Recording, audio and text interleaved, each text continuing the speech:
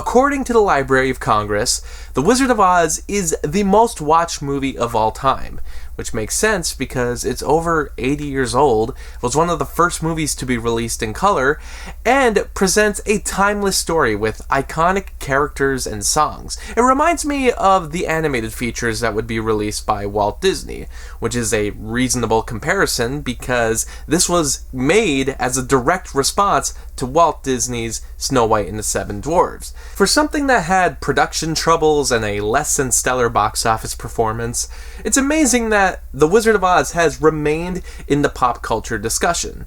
So as a person who constantly talks about movies, it's about time I talk about this 1939 Victor Fleming classic that everybody has already referenced at this point. You've always had the power to go back to Kansas. Excuse me? Why didn't you tell her before? Because she wouldn't have believed me.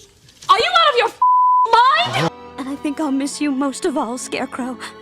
Oh, okay. It's kind of an odd thing to say. Yeah, sort of a weird comment right in front of all of us. Kind of thought this was a team effort. Yeah. Dorothy is accompanied only by a batch of what can ultimately be called fully emasculated male figures. A fragile, impotent lion, an effeminate scarecrow, a fey tin man, a brain, a heart, the nerve, bio department. Fly, my pretties, fly! Auntie M&M, Auntie M&M. What is it? And what was her sister? A princess! The Wicked Witch of the East, bro! I'm gonna stab him. You're gonna look at me and you're gonna tell me that I'm wrong? The Wizard of Oz, and like I said at the beginning, everyone has already watched and talked about this movie before. Every person has seen this important cinematic triumph, right? I feel like this makes an appearance in everybody's childhood, but there's not too many who return to it with a new perspective as an adult. My journey to Oz has changed over time. Obviously, I loved it as a kid. It had its creepy moments, the unforgettable songs, the memorable makeup. I lived near the Judy Garland Museum in Grand Rapids, Minnesota, and visited it more than once. One time, the living Munchkin actors were signing autographs and meeting people. The ruby slippers would be given to the museum every summer until they were mysteriously stolen. They've since been found, but the FBI still hasn't released the full details of that story. I vividly remember when Scooby-Doo came out in 2002. We were at the theater in Grand Rapids, and a terrible tornado-like storm was rolling through, reminiscent of the movie. And just across the street, there was the Judy Garland house. I really felt like we were going to be taken away to Oz. Like a lot of viewers, I held on to my early memories, but never gave it another watch until we did a section on populism for a civics class in high school, because it's been argued that the whole film is a populist allegory. Watching it again, it feels like things dragged a lot more than I remembered. Some of the effects felt pretty cheap, and some things felt plain stupid. Like at one point, the lion gets a second solo song number, but the Scarecrow and Tin Man only got one. What's that all about? Was it part of Bert Lahr's contract? Was he that impressive of a singer? Well, 80 years later, it just leaves people puzzled. The monkeys were dumb, the runtime felt long, and the whole charade felt like a huge plot hole. Why didn't Glenda just tell Dorothy to use the shoe's magic to wish herself home all along? This was a kids' movie for sure, and it was only intended for kids. I wasn't as cynical as a lot of teenagers become, but my reaction to The Wizard of Oz was a low point for me. I have revisited it multiple times since, if not yearly. In fact, it happens to be on my fiance's list of favorite films, and our first date was catching a re-release of it in theaters. So I know this one very well, from knowing that the actor who was going to play the Tin Man was replaced because he was allergic to the makeup, to the gun the Scarecrow is holding in one shot, now in crystal clear high definition. And before you ask, no, I don't think an actor playing a Munchkin hung themselves that was caught on camera. It's a crane, a living bird on set. You can easily see it on anything that's not a VHS. From a technical standpoint, The Wizard of Oz is a marvel to look at. So many interesting techniques were done to bring this world to life, but to push themselves even further, they expanded the use of the Technicolor process, while making it an integral part of the story. The opening scenes take place in Kansas in sepia tone, a stylized looking black and white, but in Oz, everything becomes color. And to achieve this shot, they actually had a stunt double in a sepia tone dress in the house painted in brown and white. And when she opens the door to Oz, Judy Garland walks into frame as a fully realized colored Dorothy.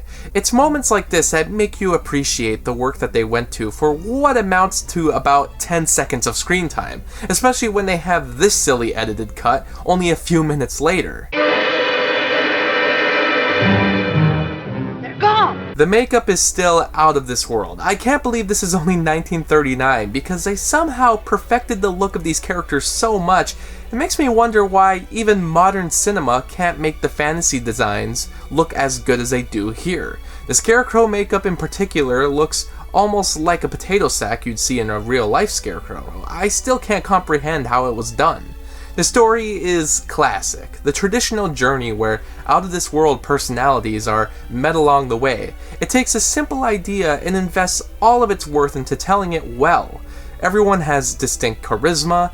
This was at a time when Hollywood was really into the waltz and tap-dancing popcorn flicks, which Oz takes a lot of inspiration from, yet with the backgrounds and the set design, things never feel dated. Even some of the cheesier effects have a charm to them that fit the tone of everything else, and even if it's noticeable, there's at least 10 other great special effects to follow it up with that will blow your mind. This utilized pyrotechnics, miniatures, forced perspective, animatronics, wires, and so much more. It transports you in a way that very few movies have been able to replicate. The songs are good, but I have a few comments. The opening number has become a staple of American culture, but I probably prefer nearly every other cover of this song rather than the original. Judy Garland is good, don't get me wrong, but this is the only performance that feels of the time. The Munchkinland melody is rapid and bouncy, hopping between different styles and vocals as a huge portion of the backstory is explained through song. It's the moment where the Munchkins really get to shine, and for becoming such big icons in their own right, you kind of forget that this is the only scene where they appear. If I Only Had a Brain works for the different characters, who replace brain with heart or nerve, but I'm not really a fan of King of the Forest. Like I said, just feels a bit overblown for an actor in a movie that wasn't really about showcasing the famous actors and their talents at the time. We're Off to See the Wizard is, of course, the most addictive piece ever created, and must be sang anytime you're with a group of friends walking in a horizontal lineup. The Witch still freaks me out to this day. There's something about that extremely green skin and the voice that terrifies me more than any horror villain would. Finding out that Margaret Hamilton was a school teacher doesn't really help to improve things. Think about it. Would you want this actress disciplining you in the 1930s? The Wizard was really disturbing as a kid too. Even with the reveal of the true man behind the curtain, I still couldn't forget that floating, alien-looking head. Where did they even come up with that design?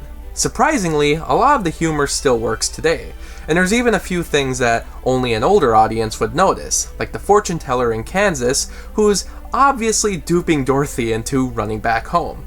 You also notice that the Kansas farmers look an awful lot like the actors who played the main characters in Oz. There's things that just make you laugh that may not be intentional, like how matter-of-fact Glenda is after the Wicked Witch of the East is killed. She has such a bubbly personality, even though a murder just occurred. When they get out of the poppy field, this old-timey boppity music starts up, and the characters stop and start dancing along, as if they can also hear it. Is this not just for the audience, or does the music play for anyone who's entering the city of Oz? It's not as funny when you realize that that snow in the background is actually asbestos. And of course, by far the best part is that epic window jump the lion does. He runs down the longest hallway in existence, breaks through the glass of the window, and it fades to black. We don't even see what happens or if he gets injured. They just cut to the next scene. I'm kind of surprised this turned out as perfect as it did. It had quite a few interesting production tidbits, like the Tin Man actor who got replaced, Dorothy starting out with a blonde wig, and Margaret Hamilton sustaining third-degree burns from a failed pyrotechnic stunt. The craziest part is the number of directors they went through. They started out with Norman Taurog, who did some of the test footage. He was replaced by Richard Thorpe, who only shot for 9 days, and shot the only footage of Buddy Ebsen as the Tin Man. He was replaced by George Cukor, after Mervyn Leroy was unhappy with the footage, but Cukor left after only making a few creative choices. At this point, most of the finished shots had to be redone, and Victor Fleming came in so Cukor could go back to working on Gone with the Wind. Fleming is the final credited director, but to my surprise, as of this writing, I discovered yet another director came on after Fleming left to replace Cukor again on, of all things, Gone with the Wind. King Vidor only directed some of the Kansas scenes, but in total, The Wizard of Oz had 4 directors. They should make a movie just about the making of this movie. Regardless, this is a 5 out of 5 star movie, if you ask me, and the themes are effective even today. I guess you can call it simplistic with its morals, but I think that's why they remain timeless. The gifts received at the end are not what the characters were specifically seeking, but they represent everything gained from the journey, including knowledge, kindness, and courage. The gifts are only tokens possessed by the types of people they aspire to be, but along the way, they already achieved them. The idea of there being no place like home has become a comforting sentiment. I don't think it really means that a person should never go beyond the world they've grown up in. Dorothy already went on the journey, even if it's considered a dream, but after all the excitement, it's good to relax in a setting you're familiar with. How do I recommend something that everyone's already seen? Well, if it's been a few years, I say go watch it again. You might be surprised by just how good it still is. And there might be a few things that you catch that I haven't even caught yet, some of those smaller details. If you're a fan of cinema that uses special effects to tell its story, this is a must-watch. Just like Mary Poppins, Blade Runner, Willy Wonka, movies that utilize a wide range of different special effects wizardry, they have a huge debt to pay to the wizard itself.